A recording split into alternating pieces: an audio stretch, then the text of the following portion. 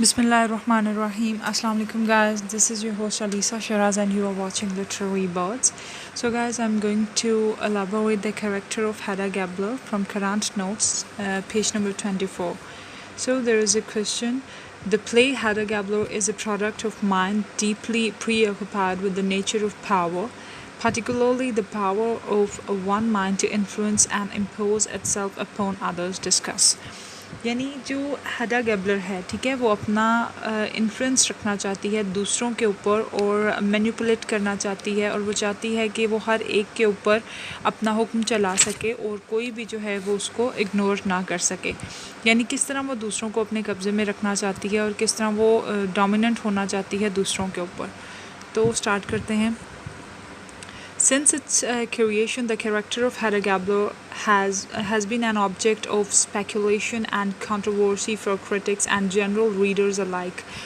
अब जो हेडा गैबलर का जो कैरेक्टर है बड़ा मिस्टीरियस सा है, यानी कभी कभी वो हमें कुछ थोड़ी बहुत अच्छी दिखाई देती है, ज़्यादातर वो वैसे हमें बुरी दिखाई देती है, क्योंकि आंट जुजू और आंट रीना को जिस तरह वो यानी करती है, इग्नोर करती है और जिस तरह उनको इंसल्ट करवाती है और जिस तरह यानी वो अक्सर जब भी जो है टेस्टमैन उनके बारे में बात करता है तो वो कहती है ओह दीज एवरलास्टिंग आंट्स। तो यानी उसको बहुत ज़्यादा अजीब लगता है उन लोगों से मिलके, क्योंकि वो जो है एक एलीट क्लास से ताल्लुक़ रखती है और यानी एरिस्टोक्रेटिक फैमिली से है और वो जो हैं थोड़ी सी मिडिल क्लास से, बोर्जुआ क्लास से हैं, तो वो थोड़ा सा जो है उनका बन नहीं पाता setup. So, from the first reading of the play, the image of Hedda appears as a dominating female who uses manipulative tactics to maintain and control people around him. अब जो हेडा है वो यानी जिस तरह मैंने अभी आपको बताया कि डोमिनेंट रहना चाहती है दूसरों के ऊपर, ठीक है, तो वो एक ऐसी औरत है जो कि दूसरों के ऊपर अपना यानी बढ़ावा रखना चाहती है, दूसरों के ऊपर अपना जो है हुक्म चलाना चाहती है। और जब वो यानी वो उसके पास कुछ ऐसे ट्रिक्स हैं जो यानी मैनिपुलेट करने के, जिस तरह वो थिया को मैनिपुलेट करती है, वो बड़ी इनोसेंट माइंडेड है थिया, तो वो उसको भी किस तरह उसके ऊपर ओवरकम करती है। तो किस तरह यानी उसको लोगों को मैनिपुलेट करना आता है, जैसे उसने लव को किया, जिस तरह उसने थिया को किया, फिर टेस्टमैन को भी कर लिया। तो इस तरह जो है उसके जो यानी उसके जो बिहेवियर के साइड इफ़ेक्ट हैं वो हमें देखने को मिलते हैं। Later she appears to be a rebel and a freedom fighter against the conventions and conservative Victorian standards. अब Victorian standards में हम देखते हैं कि women were confined, they were not able to go out and do something for their own sake, और यानी उनको कोई भी इजाज़त नहीं थी कि वो अपने लिए कोई कदम उठा सकें। जिस तरह डोल हाउस में नोरा का कैरेक्टर था, इस तरह अगर वो थोड़ा सा भी अपने ही खामन के लिए जब कुछ बेहतर करने का सोचती है तो उसका अपना खामन ही जो है उसके ऊपर इल्ज़ाम लगाता है और उसको बहुत ज़्यादा गिल्टी फील करवाता है। तो इसी तरह जो यानी विक्टोरियन एज में बहुत ज़्यादा औरतों के ऊपर दबाव था और उनको एज अ पपिट जो है वो ट्रीट किया जाता था, एज अ शो पीस, और यानी बिल्कुल एक यूज़लेस क्रिएचर की तरह उनको समझा जाता था। जिस तरह नौकर है तो सिर्फ उनका काम घर को संभालना है और काम वगैरह करना है, इसी तरह उनको ट्रीट किया जाता था। तो उनको यानी बहुत ज़्यादा इस तरह सहूलियत नहीं दी जाती थी कि वो बाहर निकल कर अपने लिए भी कुछ कर सकें या अपनी आज़ादी से अपने लिए, अपने बच्चों के लिए कुछ कर सकें या अपने शौक़ पूरे कर सकें, ठीक है। So her character is very complex and manifold. She is manipulative yet attractive figure. The play revolves around her character and highlights many aspects of the life of the woman belongs to upper class like Hedda. अब इसमें हम देखते हैं कि बड़ा उसका complex सा character है और उसको अट्रैक्टिव भी दिखाया है। क्यों दिखाया है? क्योंकि वो एलीट क्लास से ताल्लुक़ रखती थी, कोई गरीब नहीं थी, उसके पास अच्छे से अच्छे कपड़े थे। उसका एक ये भी इफ़ेक्ट है क्योंकि उससे उसका बाप से उसका लगाव बहुत ज़्यादा था और उसके बाप से बहुत ज़्यादा लगाव था। तो जब बच्चे कंपैरेटिवली अगर आप देखो, कुछ बच्चियाँ जो जिन्हें बाप पालते हैं, जो सिंगल पेरेंट होते हैं, कुछ जो होते हैं जिन्हें माएँ पालती हैं, तो there will be a big difference between both kids. और यानी जिसको बाप ने पाला है उसके अंदर कुछ अजीब सी, यानी जिस तरह हेडा में हम लोग देखते हैं कि वो बड़ी एक बोल्ड डिसीजन लेने वाली औरत थी और उसको कोई यानी उसने कढ़ाई और सफाई के या उसने यानी घरों के काम के अलावा उसने हॉर्स राइडिंग और शूटिंग सीखी। तो यानी उसके जो उसके किरदार में कन्फ्लिक्ट था वो बहुत ज़्यादा था, एक नॉर्मल औरत को लेकर और एक बोल्ड औरत को लेकर। तो हेडा का जो कैरेक्टर है मे बी इस वजह से भी थोड़ा सा हम लोगों को डिस्टिंक्ट दिखाई देता है बाकियों से, क्योंकि उसकी परवरिश भी एक बाप ने की थी, यानी वो ज़्यादा जो थी उस अपने बाप की तरफ इंक्लाइन थी। तो जो आम औरतें हैं उनसे हेडा का कैरेक्टर बिल्कुल ही मुख्तलिफ दिखाई देता है। Justin McCarthy praises her in these words and says that Hedda is the most interesting woman that Ibsen has created. Justin McCarthy ने इनको इंस्पायर किया है और इन्हें कहा है कि जो हेडा का कैरेक्टर है बहुत ज़्यादा इंटरेस्टिंग है। On the other hand of Norwegian critics called her a monster created by the author in the form of the woman who has no counterpart in the real world. अब अगर दूसरा हम देखते हैं तो उसको as a monster भी create किया गया। उसने कहा कि भाई ये तो एक अजीब ही मखलूक जो है वो इब्सन ने क्रिएट कर दी है, जिसका हमारे ज़माने में कोई यानी नामो निशान ही नहीं मिलता। उसने यानी ये क्या ऐसा लग रहा है जैसे कोई बिल्कुल एलियन टाइप वुमन बना दिया उसने, जिसका कोई सानी नहीं है इस दुनिया में, ठीक है, जिस जैसा कोई है ही नहीं। यानी सारी औरतें बिल्कुल चुप चुप रहने वाली और अपने घर तक महदूद हैं, और ये जो है इसने तो यानी लोगों को ख़राब कर देना। ये कैसी औरत को इंट्रोड्यूस करवा दिया इब्सन ने। आगे देखते हैं। The character of Hedda is revealed to us from the very outset till the end of the play. Ibsen successfully manages to disclose the different aspects of her personality. अब Ibsen जो है उसने हमें different angle से हेडा की personality दिखाई है, ठीक है। और हम कभी कभी हमें उसके ऊपर तरस भी आता है। क्यों आता है कि ऐसे लगता है जैसे साइकोलॉजिकल इशू है उसको, वो बेचारी अकेली रह रहा है। कि अगर हम देखें तो शादी के बाद हेडा अपने बाप की मौत के बाद जब उसकी शादी हो जाती है तो उसने उस तरह की कोई सेटिस्फेक्शन उसको मिली ही नहीं है। टेस्टमैन जो है वो अपनी हिस्टोरिकल बुक्स में गुम रहता है, उसको उस तरह टाइम नहीं दे पाता, वो अपनी ही टेंशनों में है। और आंट जूली और आंट रीना से उसकी वैसे नहीं बनती। बर्था जो है वो भी यानी उसकी नौकरानी है, जिससे उसका कोई इतना ख़ास उसकी अटैचमेंट नहीं है। फिर जज ब्रैक जो आता है वो उससे उसके साथ उसे बैठना अच्छा लगता है, लेकिन वो भी ऊट पटांग की बातें करता रहता है। तो उसकी कोई ऐसी ना ही दोस्ती है, वो घर में अकेला फ़ील करती है। इस वजह से भी शायद वो बेचारी जो है थोड़ी सी अपसेंट माइंडेड है, या उसको समझ नहीं आती कि वो क्या करे क्या ना करे। शायद उसको अगर टेस्टमैन जो है अच्छे से टाइम देता तो शायद उसकी भी पर्सनालिटी जो है वो डेवलप हो जाती कहीं ना कहीं। तो अगर कसूर देखें तो कसूर सोसाइटी का भी है, कसूर टेस्टमैन का भी है, कसूर हेडा का अपना भी है और सराउंडिंग्स का भी है। तो काफ़ी यानी फ़र्क पड़ता है। एक इंसान को ख़राब करने में सिर्फ उसका अपना जो है वो हिस्सा नहीं होता, बल्कि उसके इर्द गिर्द के माहौल का, उसके एनवायरनमेंट का, उसके जो सोसाइटी है उसका, और उसके जो इर्द गिर्द सबसे करीबी दोस्त होते हैं उनका। आगे देखते हैं। But most of the people who came in contact with her are demoralised by her. She proves to be incapable of emotions and sympathy for others. अब यानी जो लोग उसके करीब होते हैं वो उनको मायूस कर देती है, यानी उनके साथ अच्छा बिहेवियर, अच्छा ट्रीट नहीं करती, और उनको यानी उनके सामने अपने जो इमोशंस हैं और इस तरह के शो करती है कि जैसे उसको कोई फ़र्क नहीं पड़ता किसी से, ना आंट जूली से, ना आंट रीना से, ना बर्था से। बर्था भी कहती है कि शायद जो उसकी मैडम है उसको वो प्लीज़ ना कर पाए, हालांकि वो कोशिश तो पूरी करती है बेचारी, लेकिन उसको यही वहम लगा रहता है कि शायद ये मुझे ना पसंद करे और मेरे काम से ना इसको मेरा काम इसको मुतासिर ना कर सके। She makes snobbish remarks on Aunt Jojo's first visit. She turns up her nose to George Tasman's special slipper. She pretentiously insults Aunt Jojo for her new hat. She proves to be very harsh, rude, and rough and rude to others, and cannot tolerate them. In fact, she hates Aunt Jojo and Aunt Rina. She says about them, "Oh, these everlasting aunts."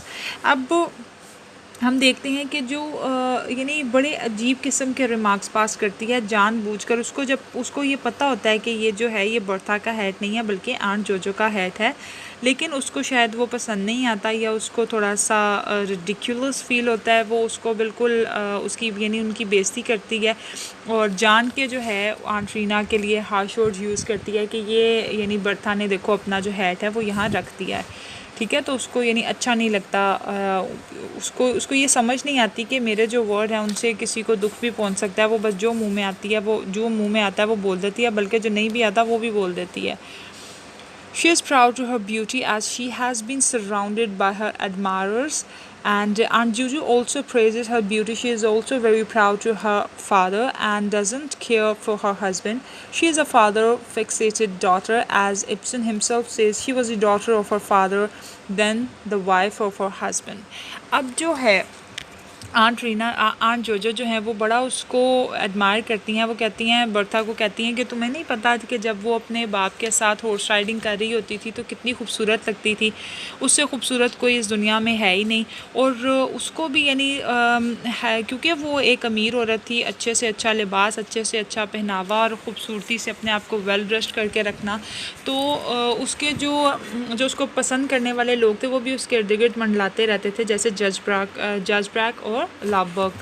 तो उसको ये अंदाज़ा था कि वो खूबसूरत है, शायद वो इस वजह से भी अपने आप को बहुत ज़्यादा लोगों के ऊपर यानी समझती थी कि मैं ही मैं हूँ बस। और जो अपने आप को यानी हर तरह से बड़ा समझती थी और अपना रौब जमा कर रखना चाहती थी, इसलिए। और इब्सन ने भी उसको कहा कि ये जो है अपने खावन की बीवी से ज़्यादा अपने बाप की बेटी है, क्योंकि उसने अपने साथ हैडा गैबलर ही रखा था, उसने हैडा टेस्टमैन नहीं कहलवाया अपने साथ। तो had too much concentration on her paternal background and her extraordinary beauty consciousness became a hurdle in the way of her adjustment with Tasman as a wife. She was fond of dancing, shooting, riding, and being flattered by her admirers. अब यहाँ वो कहता है कि क्योंकि उसका जो बाप था वो बहुत अमीर इंसान था और टेस्मन एक नॉर्मल मिडिल क्लास आदमी था, शायद जो उसकी अमीरी थी और उसका जो गुरूर था, उसका जो घमंड था, वो इस रास्ते में आ रहा था कि वो यानी उन दोनों मियाँ बीवी के ये रास्ते में रुकावट बन रहा था, हर्डल बन रहा था, क्योंकि टेस्मन के साथ उसका जो रिलेशन है वैसे डेवलप हो नहीं पा रहा था जैसे कि एक मियाँ बीवी का होना चाहिए, या जिस तरह उनके अंदर अंडरस्टैंडिंग होनी चाहिए, जिस तरह प्यार मोहब्बत बढ़ना चाहिए। तो क्योंकि वो जो थी उसका जो वो एक हाउसवाइफ की तरह रहना चाहती ही नहीं थी, ठीक है।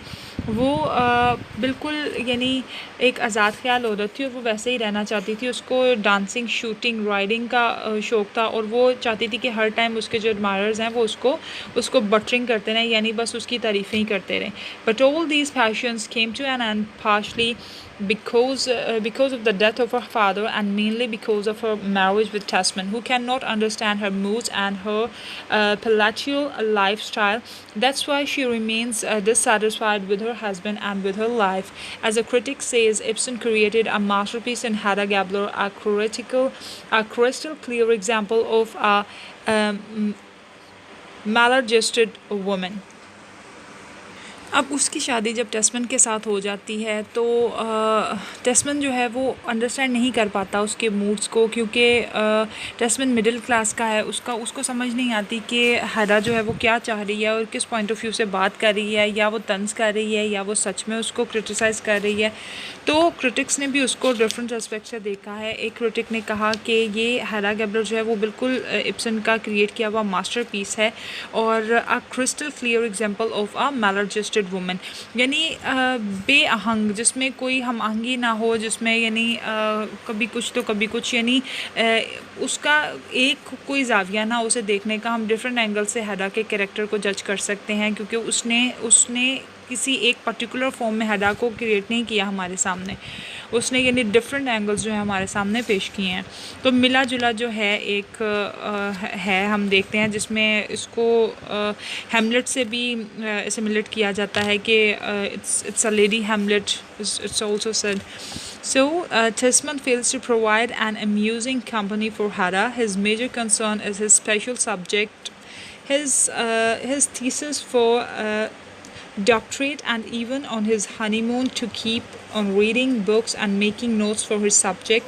This attitude of Tesman compels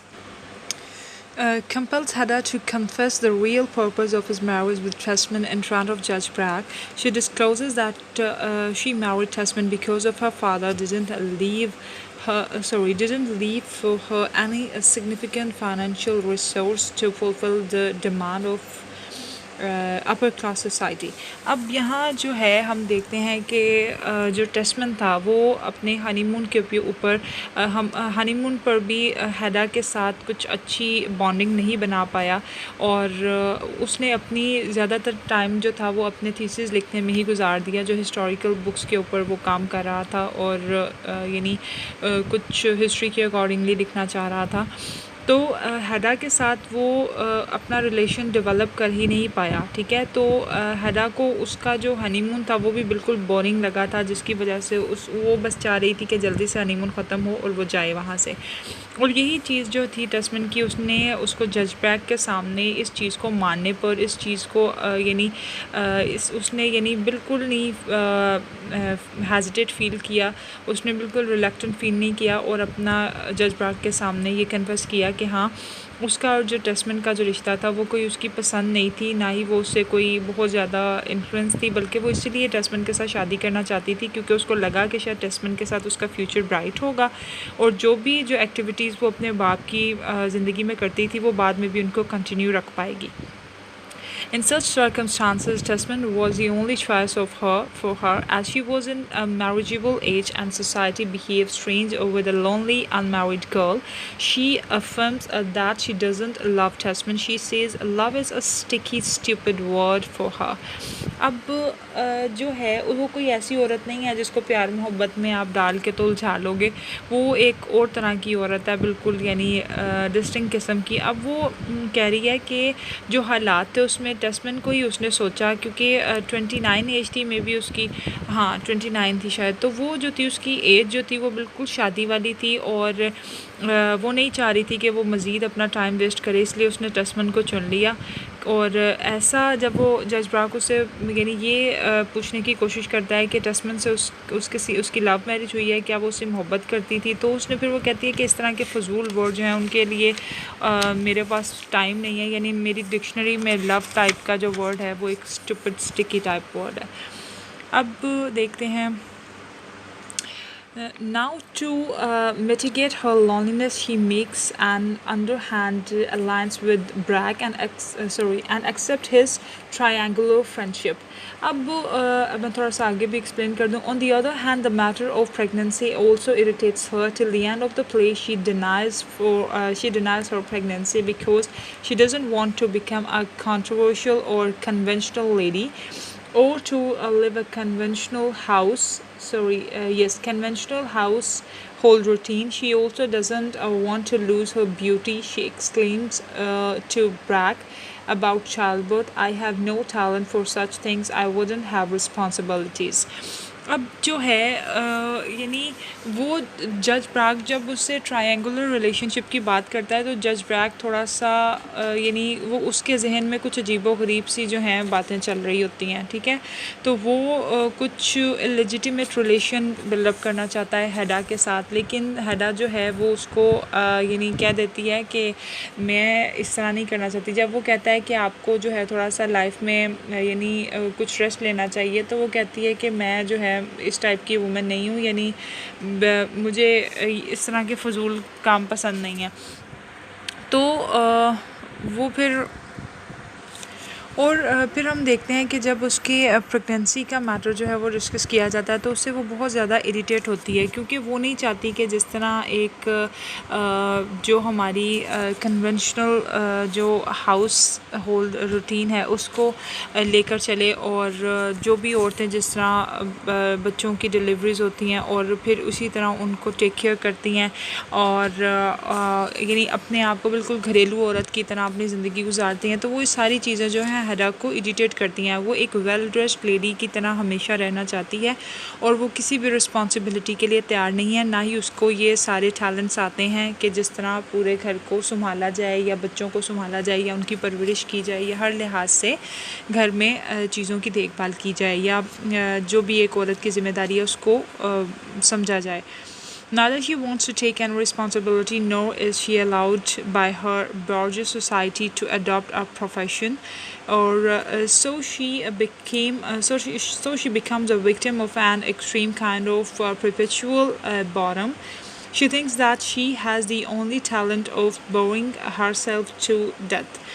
अब जो यानी वो किसी भी रिस्पॉन्सिबिलिटी के लिए तैयार नहीं है जो कि एक मिडिल क्लास सोसाइटी में एक औरत के ऊपर डाली जाती हैं, और वो कहती है कि वो जो है यानी विक्टिम बन चुकी है बहुत ही ज़्यादा, हद से ज़्यादा बोर्डम का, क्योंकि वो बोरियत का शिकार हो चुकी है। ना उसको उसके हस्बैंड की तरफ से कोई यानी कुछ अच्छा सिग्नल मिला है, ना ही कोई वो उससे रिलेशनशिप अपना डेवलप कर पाया है, ना ही उसको अपनी बीवी को वो अपना दोस्त बना पाया है जिससे वो यानी उसकी जो तन्हाई है उसको फ़ील ना हो या उसको बोरियत महसूस ना हो। तो वो बेचारी कहती है मुझे तो सिर्फ़ एक ही मेरे ख़्याल से टैलेंट आता है कि मैं अपने आप को हद से ज़्यादा मरने की हद तक बोर कर चुकी हूँ, यानी वो जो है वो बिल्कुल फed अप हो चुकी है। शायद ये जो उसका बॉर्डम है यही उसकी डेथ का ज़रिया बनता है, क्योंकि पर्सनली मैंने हेडा गैब्लर की जब मूवी वॉच की तो मैंने उस चीज़ को फ़ील किया। जब हम विजुअलाइज़ करते हैं किसी चीज़ को तो बहुत अच्छे से हम समझ पाते हैं। जब एंड पे टेस्मन और थिया जो है वो लव का जो मैन्युस्क्रिप्ट है उसको दोबारा से लिखना चाहते हैं, तो हेडा शायद उस टाइम पे भी जेलसी फील करती है और वो शायद समझती है कि टेस्मन और थिया का ही जो बॉन्ड है और जो उनका रिलेशनशिप है वही अच्छे तरीके से बन पाएगा, और वो अपने आप को थोड़ा सा गिल्टी फील करवाती है और उसे अच्छा नहीं लगता वो सब देखकर, और फिर वो यानी बिल्कुल अपने आप को अकेला फील करती है और वो फिर सुसाइड कर लेती है। एक तरफ वो ब्रैक की वजह से जो उसको यानी वो तंग कर रहा होता है, उसको मैनिपुलेट करने की कोशिश कर रहा होता है, तो एक तरफ से वो वहाँ से परेशान होती है, दूसरा जब वो टेस्मन और थिया को देखती है तब परेशान हो जाती है और फिर शी कमिटेड सुसाइड।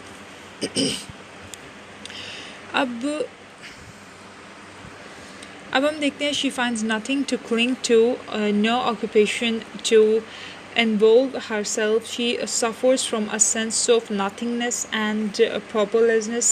अब यानी उसके पास ज़िंदगी का कोई मकसद नहीं है, उसकी यानी बिल्कुल मीनिंगलेस लाइफ हो गई है, और वो बेचारी कोई ऐसी चीज़ नहीं है जिसके साथ वो अपने आप को जोड़ सके या अपने आप को किसी चीज़ में इन्वॉल्व कर सके, या कोई भी ऐसी एक्टिविटी नहीं उसे मिल पा रही। But at the same time she is very inquisitive and wants to explore the mysterious of a forbidden wall। अब यानी उसकी यानी खोज जो है, उसकी तलाश जो है वो बहुत ज़्यादा यानी तलाश एक्सप्लोर करना चाह रही है कुछ इस तरह की मिस्टीरियस से पुरअसरार चीज़ों को जो कि यानी इस दुनिया में फॉरबिडन की गई हैं, मना की गई हैं, यानी जिनसे बाज रहने को कहा गया है। She ask oblique question from Lovborg to satisfy her sensual desires, but when he tries to advance to her, she makes a coward choice and threatens him with her father's pistols। वो पहले तो Lovborg के साथ फ़जूल गुफ्तगू करती है, फ़जूल तरह के सवाल जवाब करती है, प्रॉस्टिट्यूट्स के बारे में भी पूछती है उससे। तो बाद में जब वो उसको उसकी तरफ थोड़ा सा इंक्लाइंड होता है, जब उसको थोड़ा सा हेडा की तरफ माइल होने की कोशिश करता है, तो हेडा जो है अपने फादर की पिस्टल से उसको डरा देती है और उसको यानी एक दफ़ा तो उसको लवबर्ग को बिल्कुल ऐसे ही फील करवाती है कि उसे मार ही देगी वो। In the case of the Lovborg she proves to be a conventional lady who is unable to break the norms of the society. अब जो लवबर्ग के केस में हम लोग देखते हैं उसको as a conventional lady who is unable to break the norms of the society, जो कि सोसाइटी की जो नॉर्म्स है, जो उन यानी जो सोसाइटी का जो कल्चर है या जो नॉर्म है, जो तस्वुरात हैं, उनको वो तोड़ नहीं पाती। ठीक है, आगे Hedda breaks all relations with Lovborg because of his drunken habit and leaves him to die of his own. She doesn't try to reform him. अब जो लवबर्ग है उसकी क्योंकि वो एक ड्रंकर है, शराब बहुत ज़्यादा पीता है, प्रॉस्टिट्यूट्स के पास जाता है, और उसकी जो इस तरह की हरकत है उसकी वजह से उसको वो छोड़ देती है, उसे आगे अपना रिलेशनशिप नहीं बढ़ाती। She does not try to reform him, यानी उसकी इस्लाह करने की भी कोशिश नहीं करती, उसको बेहतर बनाने की भी कोशिश नहीं करती कि जिस तरह थिया ने उसकी लाइफ को बदला, अगर हेडा चाहती तो वो भी उसकी लाइफ को बदल सकती थी और उसको एक बेहतरीन इंसान बना सकती थी, लेकिन उसने ऐसा नहीं किया। But Mrs. Elfstead makes him a new man. She succeeds in developing a kind of moral power over him। और उसने हेडा ने यानी ये सब नहीं किया, जबकि थिया मिसेस एल्फस्टेड ने उसके ऊपर एक अच्छा इम्पैक्ट डाला और उसे एक अच्छा इंसान बना दिया।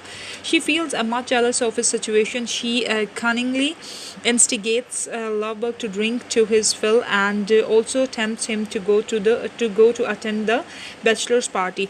अब यानी उसको प्रोवोक करती है, इंस्टिगेट्स करती है, यानी उसको कायल करती है, उसको उकसाती है कि बड़े होशियार तरीके से इन अ कनिंग मैनर के जाओ, यानी उसको लव को कि मेरी खातिर ही पी लो थोड़ी सी, यानी उसको शराब पीने पर उकसाती है और फिर उसको बार बार कहती है कि तुम्हें बैचलर पार्टी में जाना चाहिए, क्योंकि उसे पता है कि जब वो पार्टी में जाएगा तो वहाँ ज़रूर शराब पिएगा, सिर्फ इस वजह से ताकि थिया को वो झूठा साबित कर सके।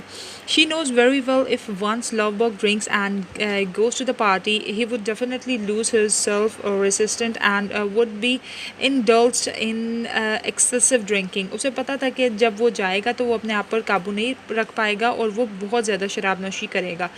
And this is how she can destroy the influence of Thea on Lovberg. She proves to be a great planner and succeeds in sending Lovberg into the party. अब वो कामयाब हो जाती है थिया का असर उसके ऊपर से ख़त्म करने का, थिया को यानी बेचारी को नीचा दिखाने के लिए कि देखो थिया की उसने बात नहीं मानी लेकिन उसने हेडा की बात मान ली, और लवबर्ग को वो कामयाब हो जाती है पार्टी में भेजने के लिए।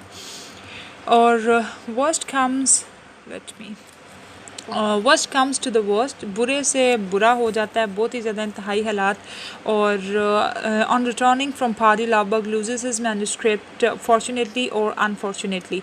अब जो है जब पार्टी से वापस आता है तो उसका जो मैन्युस्क्रिप्ट है वो उससे गुम हो जाता है, किस्मत से या बदकिस्मती से, पता नहीं क्या कहेंगे इसको। Tesman finds it and gives it to Hedda to return to Lovborg. अब टेस्टमैन जो है उसे वो मिल जाता है, वो लवबर्ग को दे देता है, लवबर्ग का जो मैन्युस्क्रिप्ट है वो हेडा को पकड़ा देता है। But in a fit of jealousy, Hedda burns the manuscript. He says, "I am burning your child, Thea, the child Islet Lovberg gave you." अब ये जो था, यानी जिन बच्चों ने इसका लाइन टू लाइन टेक्स्ट नहीं पढ़ा होता तो वो समझते हैं कि शायद जो थिया और लवबर्ग का शायद कोई बच्चा भी था, तो ऐसा नहीं है।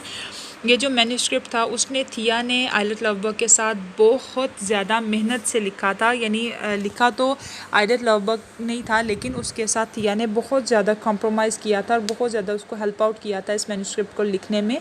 तो उनको ऐसे था कि जैसे जिस तरह माँ बाप एक चीज़ को एक बच्चे को चीज़ मैंने बोल दिया, जिस तरह माँ बाप एक बच्चे को की टेक केयर करते हैं, उनकी उसकी पूरी यानी उसको फैसिलिटेट करते हैं, हर उसकी ख्वाहिश पूरी करते हैं, बेहद मोहब्बत और प्यार से उसको परवान चढ़वाते हैं, इसी तरह उनका ये जो आइलेट लवबर्ग का मैन्युस्क्रिप्ट था दोनों के लिए एक बच्चे से कम नहीं था। तो वो उसको जब थिया असल में ना जब हेडा को बताती है ना मैन्युस्क्रिप्ट के बारे में, तो वो उसको यही बताती है कि ये हमारा एक बिल्कुल बच्चे की तरह है जो हम लोगों ने इसको मिलके तैयार किया है। तो वो जब उसको जला रही होती है ना मैन्युस्क्रिप्ट को, तो वो फिर यही अल्फाज बोलती है कि I am burning your child थिया, ठीक है। At this stage, Hedda appears to be as cruel as a monster, as a critic says that Hedda is. अब यानी जिस तरह एक क्रिटिक ने कहा कि इब्सन से एक मॉन्स्टर क्रिएट हो गया है, तो हेडा उस टाइम हमें किसी मॉन्स्टर से कम दिखाई नहीं देती जब वो यानी जब वो ये अल्फाज बोलती है कि मैं तुम्हारे बच्चे को जला रही हूँ, क्योंकि इससे ज़्यादा ब्रूटल बिहेवियर तो देखने में कहीं मिलता ही नहीं है कि कोई यानी इस तरह बोलना भी किसी के लिए बड़ी हिम्मत की बात चाहिए कि मैं तुम्हारा बच्चा जला रही हूँ, तो ये कोई आम बात नहीं थी, इसीलिए उसको एक क्रिटिक ने मॉन्स्टर भी कहा। A horrid miscarriage of the imagination, a monster in a female from the form to whom no parallel can be found in real life. यानी इस लाइन से मुराद ये है कि एक औरत जिसके अंदर ये चीज़ें बिल्कुल हम लोग इमेजिन कर ही नहीं सकते, जिस तरह के इस बोल्ड कैरेक्टर में, इस मिस्टीरियस से कैरेक्टर में, इस सुपरस्टिशियस कैरेक्टर में हम लोगों को दिखाई दी हैं, तो वो यानी बिल्कुल एक पैरेलल हो जाता है उसके एक नॉर्मल लेडी के कैरेक्टर से। जब हम इस हेडा के कैरेक्टर को इमेजिनेशन में लेकर आते हैं, जब उसको हम इमेजिन करते हैं, तो बिल्कुल मॉन्स्टर फीमेल हमें दिखाई देती है। She proves herself like a murderer and suggests Lovberg to kill himself at the temple, as he has no control over himself and he has lost his thesis. Truly he should die beautifully if he could not live beautifully. अब यानी असल में तो वो एक murderer है ना, तो उसको वो कहती है कि तुम जो हो, लवबर्ग को कहती है कि तुम जो हो एक मर्डरर हो, ठीक है, तुमने जो है थिया का जो बच्चा है उसको घुमा दिया है, यानी फिर ये मैन्युस्क्रिप्ट्स के बारे में बात हो रही है। और उसे सजेस्ट करती है कि लगभग तुम्हें एक बड़े बहादुर और बड़ी खूबसूरत तरीके से तुम्हें मरना चाहिए। उसको इंस्टिगेट करती है, उसको प्रोवोक करती है कि तुम जो है वो मर जाओ और तुम्हें मरना भी बड़ी खूबसूरती के साथ चाहिए, बड़े ऐसे जिस तरह सीने के ऊपर गोली खाकर तुम्हें मरना चाहिए या दिमाग में, यानी कुछ इस तरह का। तो तुम्हें बड़े बहादुरी तरीके से उसको उकसाती है मरने के ऊपर, सुसाइड के लिए। She gives him a pistol as a souvenir and wishes him to do it beautifully. अब वो उसको यानी पिस्टल देती है और यानी उसको उकसाती है कि वो जो है वो मर जाए बड़े खूबसूरत तरीके से, और उसको यानी ये ख्वाहिश भी करती है कि लगभग जो है ना वो बड़े बहादुरी से मरे, तो उसको यानी उसकी इस बहादुरी पर उसको बहुत ज़्यादा यानी सराहा जाएगा। But it doesn't happen in the way she wants. She feels frustrated to know that Lavbog was not in her control and he didn't commit suicide under her influence. She says, "Why does everything I touch become mean and ludicrous?" Yes, ludicrous. It's like a curse.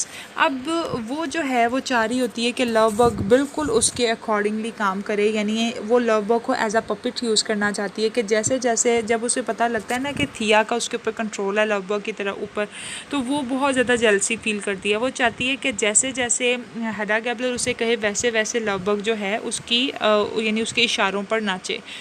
तो वो कहती है, why does everything, हर चीज़ ही क्यों, I touch become, जिसे भी मैं touch करती हूँ, मीन मतलब, एंड लिडिक्रस इट्स लाइक अ कर्स, यानी लिडिक्रस का मतलब होता है मजाकिया कुन, यानी कुछ बड़ा एक थोड़ा मुश्किल उर्दू का वर्ड बन जाता है, मजाहिका खेज शायद कुछ इसी तरह का।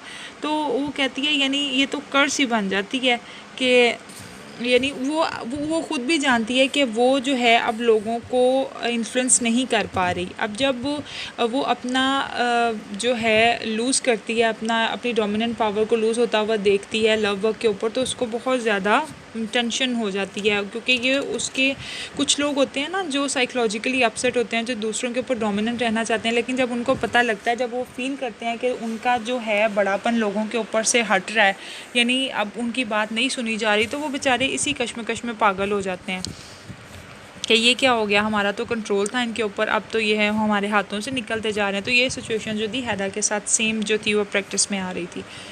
Now she finds herself in a control of Brack because he has recognized the pistol of Hera used by Lovebug. अब क्योंकि लवबग की मौत जिस पिस्टल की वजह से हुई है, जो जज ब्रैक है वो उसको पहचान लेता है, क्योंकि एक दफ़ा ये जब इसको मारने की कोशिश करती है हेडा जज ब्रैक को, यानी एक फ़नी सा सीन होता है जब ये उसको कहती है कि तुम पिछले दरवाजे से आए हो, तो उसको मारने की कोशिश, यानी उसको इशारा करती है उसकी तरफ गन से, अपने पिस्टल से, तो वो इसके हाथ से वो पिस्टल छीन के, तो जब वो रखता है ना केस में, पिस्टल केस में, तो वो गन को ना 1 से 2 दफ़ा देखता है, तो यानी उसके माइंड में होती है वो गन। जब वो उस टाइम लवबग के पास देखता है तो फ़ौरन उसको समझ आ जाती है कि ये तो हेडा की गन है, हेडा की पिस्टल है। While she has a great fear of scandal, Brack perceives her this weakness and tries to take power over him.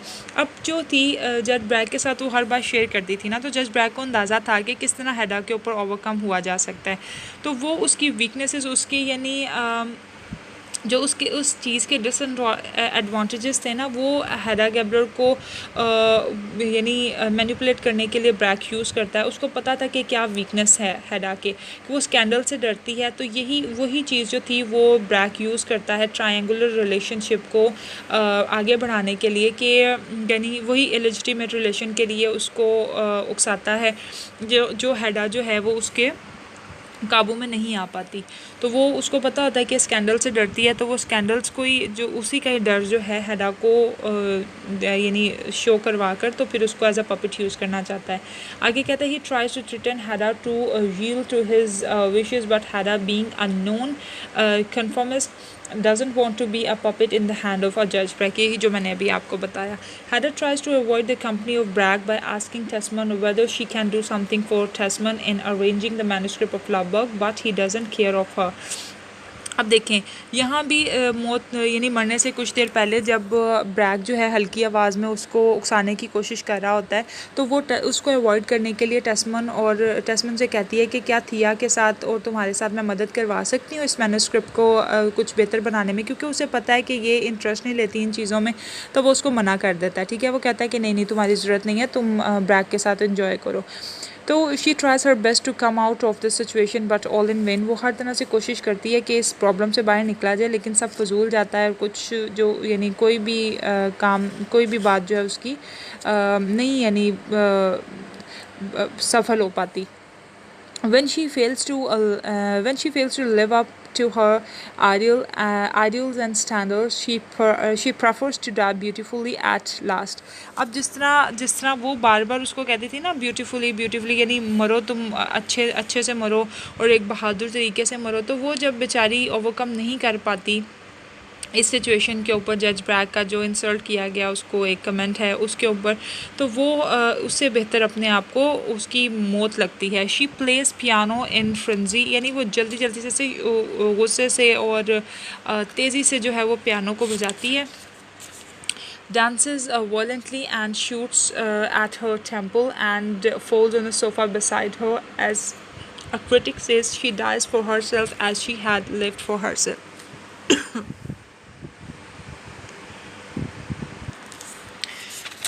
तो वो पियानो को बजाती है और फिर अजीब से यानी कुछ अजीब सा वायलेंट तरीके से बिहेव करती है और अपनी जो है यानी बिल्कुल दिमाग के अंदर जो है वो गोली मार लेती है और सोफ़े पर गिर जाती है। इसी तरह एक क्रिटिक ने कहा कि इसी जो हेडा थी, जिस तरह वो अपने लिए जीती थी, इसी तरह वो अपने लिए मर गई।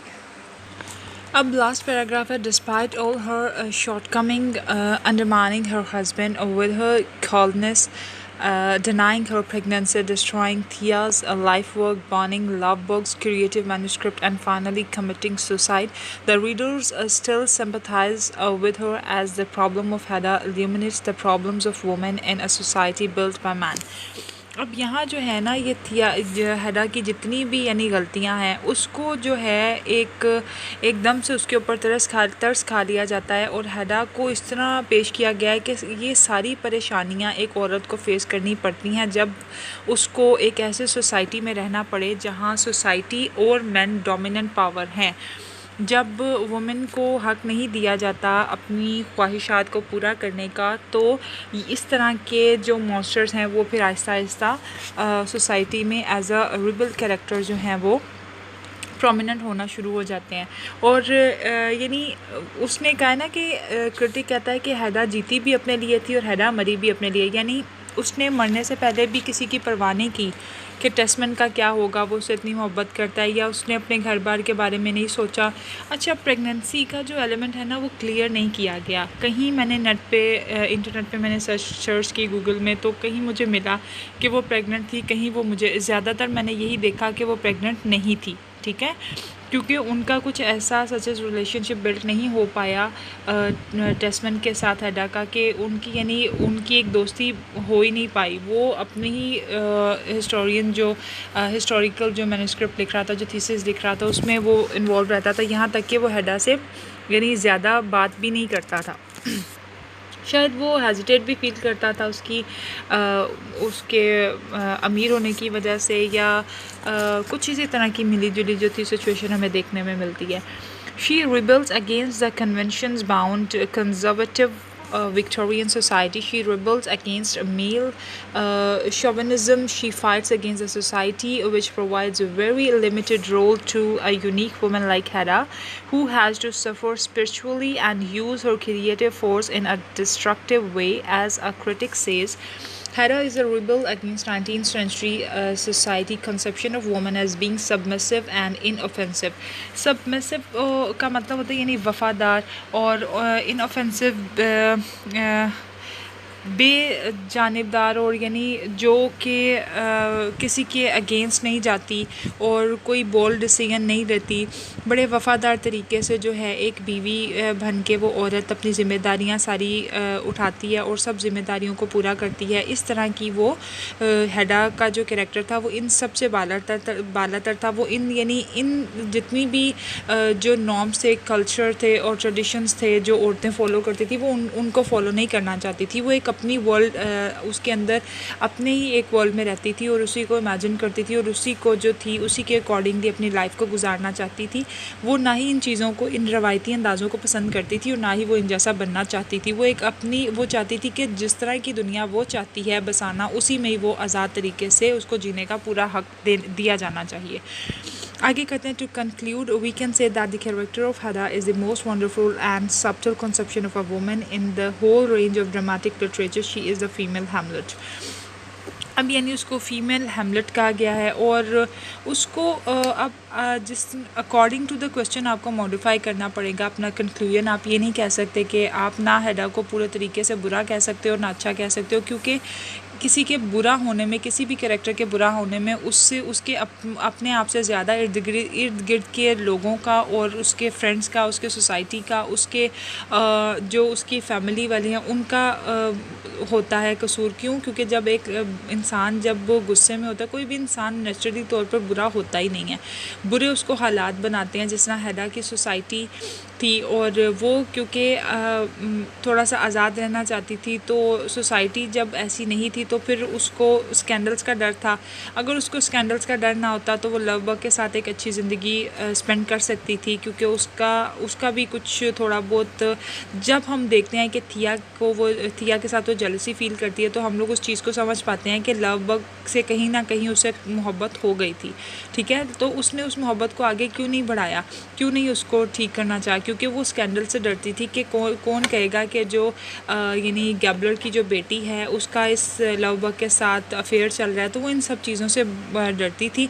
इन सब चीज़ों से डरना भी तो सोसाइटी को ही, सोसाइटी की जो कन्वेंशंस है वो डोमिनेंट होती दिखाई देती हैं ना हम लोगों को। क्योंकि अगर हेडा को स्कैंडल्स का डर ना होता तो वो एक अलहदा बात थी। फिर हमें पता लगता कि जो हेडा है वो और तरह की बोल रहा है, उसको किस चीज़ की परवाह नहीं है। कहीं ना कहीं लव बग के कैरेक्टर में हम देखते हैं कि हेडा को यानी जो सोसाइटी है वो डोमिनेंट आते हुए हम उसे देखते हैं। यानी नॉर्म्स जो थी, जो कन्वेंशनल पावर्स थी, जो इस तरह के रवायती अंदाज थे, वो भी हेडा इतने बोल्ड कैरेक्टर होने के बावजूद कहीं ना कहीं वो फिर भी डोमिनेंट कर जाते हैं। यानी सोसाइटी जो है वो उसके कैरेक्टर को भी कुछ नहीं समझती, उसके ऊपर भी हावी हो जाती है। So we have completed this question, guys. Hope you liked it, and thank you for watching once again. Please don't forget to like, share and subscribe my channel in order to get more interesting videos. Till then, guys, take care. Allah Hafiz.